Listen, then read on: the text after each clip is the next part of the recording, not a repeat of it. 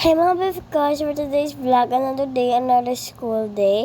And ayun ako, getting ready na kasi late na ako. And ayun, nag-aayos din akong buhok. Mamaya na lang pala ako mag-aayos pag nasa school na ako. Kasi late na ako. Kasi nasa patusan ako ni mama. And ayun, inaayos ko na din yung bag ko.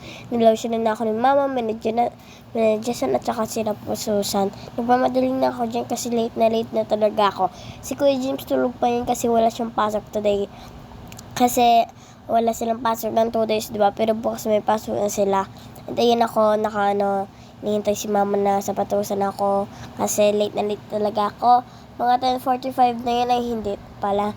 5:27 na yan na oras. Kaya late talaga ako. Kasi dapat, 5:45 doon na sa school kasi 5:45 ang bago mag 5:45 dapat doon na sa school kasi may flag ceremony kami sa classroom ng 5:45. Kaya ayaw ko na ma-late kasi ako ninalkateran ako yun ni mama kasi ang haba na lang kuko ko and sumisiksik na yung mga dumi kasi kung ano hawak ko kaya ninalkateran na ako yun ni mama. Ayaw ko mga mag-nail cutter kasi ang ganda ng kuko ko, nililinisan ko naman kaya ang ganda nga ng tunog like the tapping sound, diba?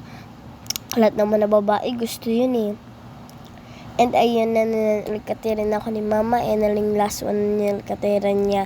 And ayun yung panyo ko, sinisipan kasi ko for today's vlog. Kaya magdadala akong panyo, mask at saka mga kailangan papadnasipan or tissue. Pwede na yun. And ayun ako, tahimik lang kasi may iniisip ako. Ano kayo gagawin namin ngayon? Ano kayo gagawin namin bukas? Kasi, medyo madaming gawin pa nag-school. Na yan, tapos na na ako nakauwi na ako. Joke lang, di pa ako nakauwi niya, naalis na pala. And ayun, naalis na ako kasi ang ganon yan. Alis na ako na mag-isa po niyan kasi wala akong kasabay. Si Kuya James ay, tulog. Dahil nakauwi na ako, dahil naka-video call ako kay Dada, mag-isa lang po ako nakauwi. Dahil nakatali na yung buhok ko, kaya hindi nyo na makakita buhagag yung buhok ko. Ang init sa labas kasi wala akong dalang payo, sinurmonan pa nga ako dyan ni Dada, ang init. And ayun, uwi naman akong malamig na tubig kasi ang init. Tapos kinuha naman ni mama, sabi, bawal daw ako magmalamig. Sabi ko, ang init siyempre mainit. Siyempre, kailangan naman malamig yung tubig. And ayun ako, pati tingin-tingin sa labas kung may tao ba dyan. Ang init, grabe. Kung pumunta kayo dyan dito sa Laguna, sobrang init niyan. Kaya magdala kayong payong pagpapasok kayo.